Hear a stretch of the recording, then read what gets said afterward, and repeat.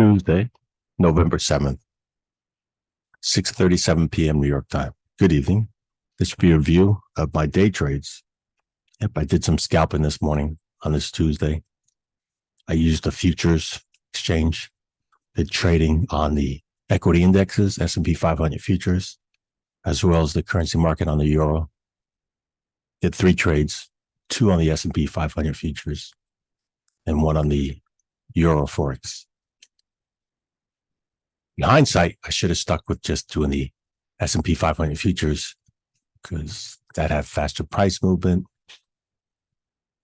and could have made more. But I diversified. Again, all my trades were profits, fast in and out. You'll see momentarily on that. Looking here on a grid, 4 grids, each one's 15 minutes. I have this on one of my screens in the morning because these are major financial instruments I find very important, or the top most important. Top left, S&P 500 futures. Oops, let's fix that. There we go. Yep, there we go. Top left, S&P 500 futures. Top right, the 10-year yield. The bottom left, US dollar index. Bottom right, the euro. And I'm looking at this in the morning, about 7 o'clock in the morning, 0700. For you civilians, East Coast time, to see how the overnight performed. Let me show you here on the S&P 500 and 15-minute chart. So this green area is from 2000 to 2300 hours, each in the 15 minutes. That's the Asian session, overlaps part of Australia, Japan, yeah, Asian session. And then here's the London session. 0200 to 0500, and then the New York session where the banks start, 0800, and then the equity market opening at 0930. So these are sessions.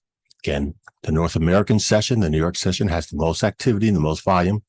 That's why you see all this faster price action. So coming here at the table, looking at this overnight, I'm seeing the, again, I'll zoom out how I first started to see it. Go here at 7 o'clock.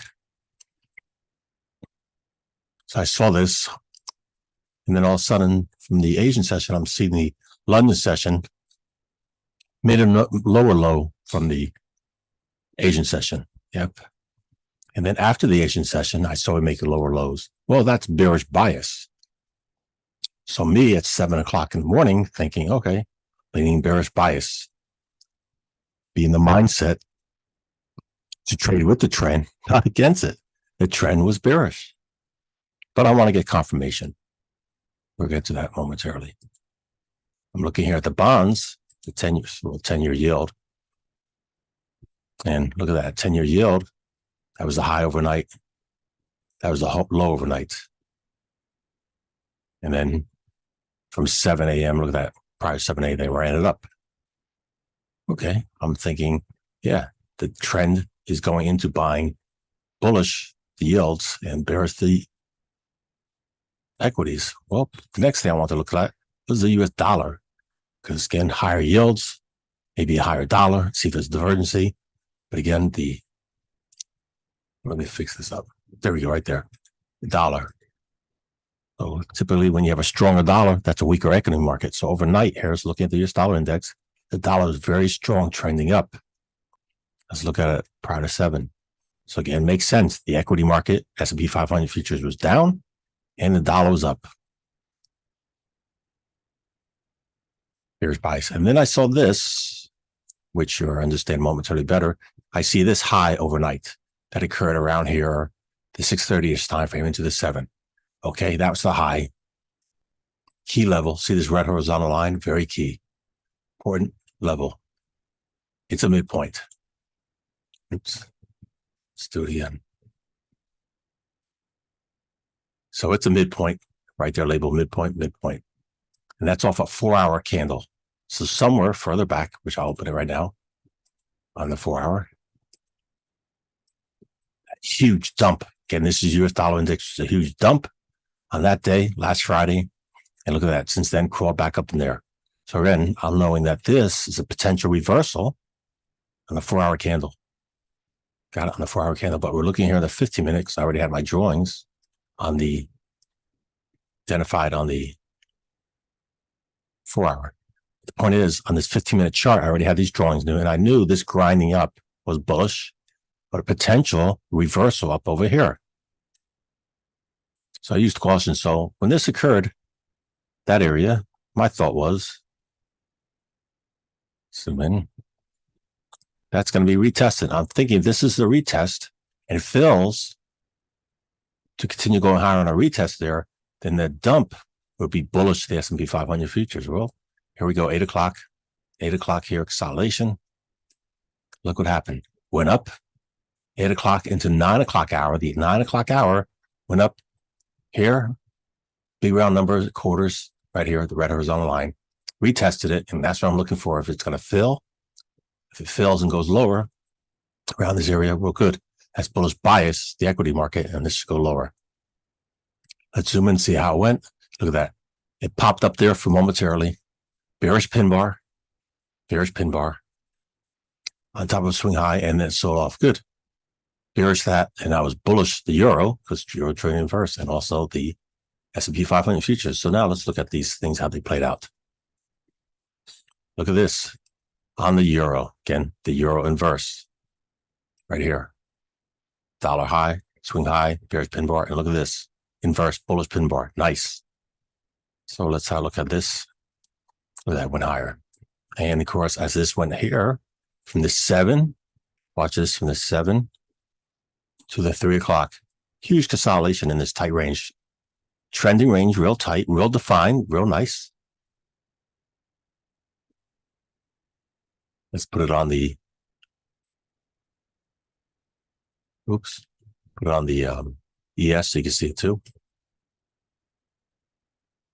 Yep. So again, as this was leaning more bearish bias, because look what it did, retest filled on the dollar. You had the dollar showing weakness, and of course the S&P 500 popped. Nice. Okay, let's look at the trades now. First, the S&P 500. First trade was bullish here. I like this. We had a retest that midpoint down here. So it did a deep retest. That was on the 1 hour. Deep retest there, right there. Then went above quarters 43.75. So as I'm watching this, again, I'm seeing the dollar get a weak. And I'm seeing this consolidation. So I like that breakout right there. Went long and major consolidation here. And then look at that huge pop up. And my trade closed because I had a working order to close it. In hindsight, could have made a lot more money.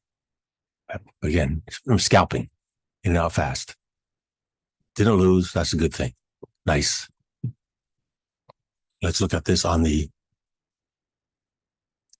dollar to see how it was doing. Again, this is the 1 minute, just to compare it with, excuse me, 947. Okay, let's look at the dollar, 947.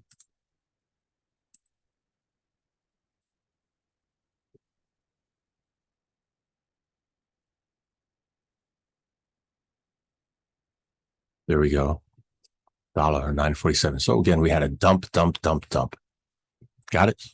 So again, dollar dumping, S&P 500 going up. Nice. And the next trade on the S&P 500.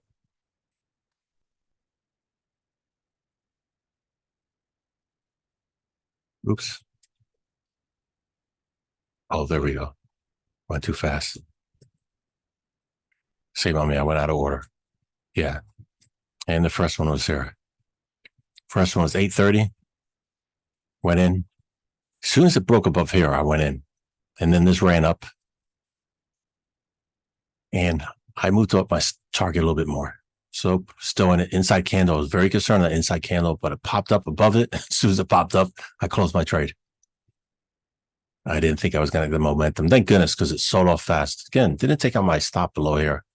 But again, I got a little bit greedier, so I moved up for a little bit more gain in there. Again, it still worked out. Yeah. So those are my first trades on the S&P 500. Again, this one, sorry about this. These are my 2 trades. Again, I'm looking at that multiple screens to see the inversion. Yeah. So looking here again, this 8:30 trade in hindsight.